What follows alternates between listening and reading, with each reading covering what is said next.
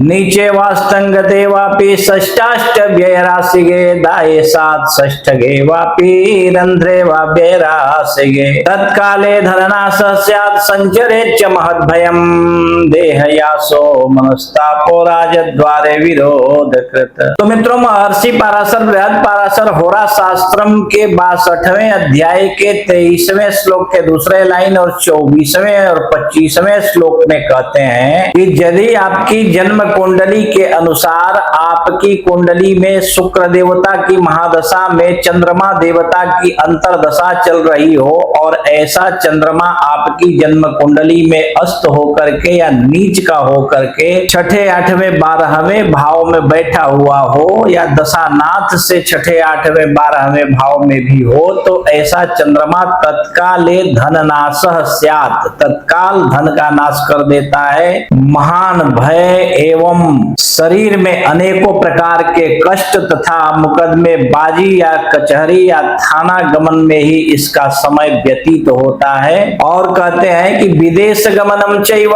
तीर्थयात्रादिकम फलम दार पुत्रादि पीड़ा च निज बंधु वियोग कृत। कहते हैं कि ऐसे समय में शारीरिक यातना, मनस्ताप, मानसिक यातना और तीर्थ यात्रा में भ्रमण आदि के लिए भी जाए तो भी कष्ट होता है एवं स्त्री पुत्र आदि को भी तथा अपने लोगों से भी निज बंधु वियोग कृत, अपने जो बंधु बांधव होते हैं उनसे भी वियोग ऐसे जातक का हो जाता है या संभव है ना। ऐसे चंद्रमा की अंतरदशा में इस तरह से जातक बहुत ज्यादा कष्ट को प्राप्त होता है। तो इस बात का आप ध्यान रखिए कि चंद्रमा जो है आपकी जन्म कुंडली में अगर उच्च का है या अच्छा है, अच्छे ग्रहों के साथ में बैठा हुआ, अच्छे घरों में बैठा हुआ है, तो निश्चित रूप से बहुत बढ़िया से बढ़िया फल जातक को देता है अपनी अंतरदशा में। परंतु यदि चंद्रमा छठे आठवें 12वें में अस्त होकर के या नीचगत होकर के बैठा हुआ हो या दशानाथ से भी यही पोजीशन में हो, तो निश्चित रूप से बहुत ज्यादा कष्ट, मानसिक संताप, शारीरिक कष्ट एवं स्त्री पुत्र आदि को भी पीड़ा होती है तथा मुकदमे बाजी में एवं कचहरी आदि में भी, थाना में भी, बेकार भ्रमण तथा तीर्थ यात्रा में भी जाए तो बहुत ज्यादा कष्ट की प्राप्ति होती है तथा अपने ही लोगों से, निज बंधु बांधवों से भी वियोग ऐसे जातक को प्राप्त होता है ऐसे चंद्रमा की अंतरदशा में। ठीक है, आगे कहते हैं कि दाये सात केंद्र लाभस्थे त्रिकोणे सहजे थवा राज प्रीतिकरम चैव देश ग्रामाधिपत्यकम। परंतु यदि ऐसा चंद्रमा आपकी जन्म कुंडली में दशानाथ से दाये सात केंद्र लाभस्थे त्रिकोणे सहजे अथवा तीसरे घर में भी या 11वें घर में भी या केंद्र भाव में या त्रिकोण भाव में बैठा हुआ हो, तो ऐसा चंद्रमा राज प्रीतिकरम है ना, राजा से भी या राज्य सरकार या सत्ता के या प्रशासनिक अधिकारियों से बहुत ज्यादा नजदीकी इसकी हो जाती है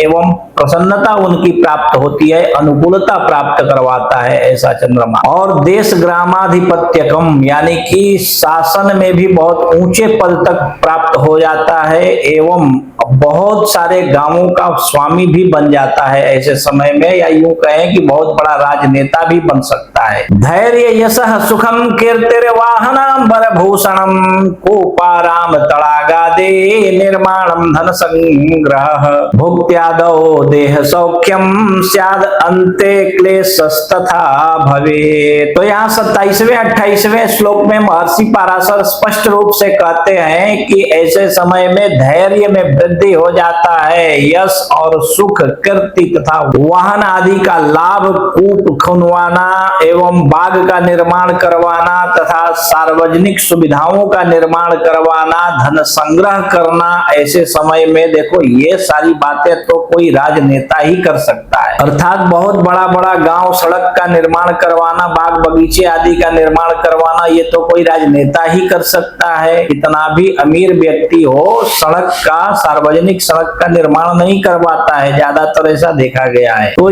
ऐसा चंद्रमा जो है धन संग्रह भी खूब करवाता है अपने समय में। और कहते हैं कि दशा के आरंभ में भुक्त्यादौ देह सौख्यम है ना, आदि काल में यानी शुरुआत काल में शारीरिक सुख प्रदान करता है। और कहते हैं कि अंते क्लेशस तथा भवेत, अंत में जाते जाते ऐसा चंद्रमा जो होता है शारीरिक कष्ट एवं अनेकों प्रकार का पीड़ा देता है। जो चंद्रमा शारीरिक सुख दे रहा था केंद्र में बैठ करके, वही चंद्रमा जाते जाते अपने दशा के अंत काल में शारीरिक कष्ट दे करके जाता है, अनेकों प्रकार का क्लेश दे करके जाता है। ऐसे चंद्रमा के लिए महर्षि पराशर ने यहाँ कोई उपाय तो नहीं बतलाया है, परंतु आप चांदी धारण कर सकते हैं या फिर कुंडली में चंद्रमा की स्थिति देख करके आप मोती रत्न धारण कर सकते हैं, अथवा शिव जी की पूजा करना, रुद्राभिषेक करवाना, स्वयं से दूध चढ़ाना, चावल और शक्कर का दान करना, ये सब कार्य आप कर सकते हैं चंद्रमा की अनुकूलता की प्राप्ति हेतु।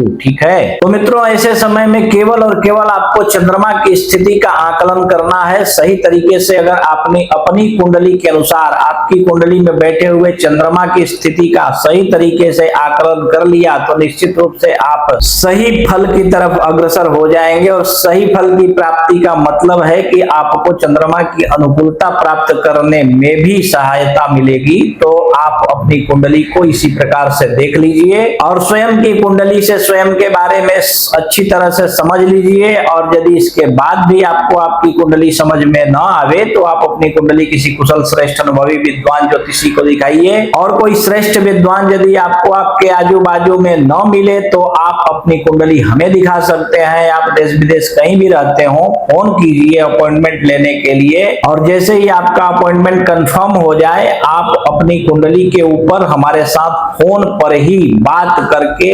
कर सकते हैं। चाहे आप कहीं भी रहते हो, आपकी कुंडली देखकर एक एक बात विस्तार पूर्वक हम समझा करके बतला देंगे, चाहे समय कितना भी लगे, चाहे प्रश्न आपके कितने भी हो। ठीक है।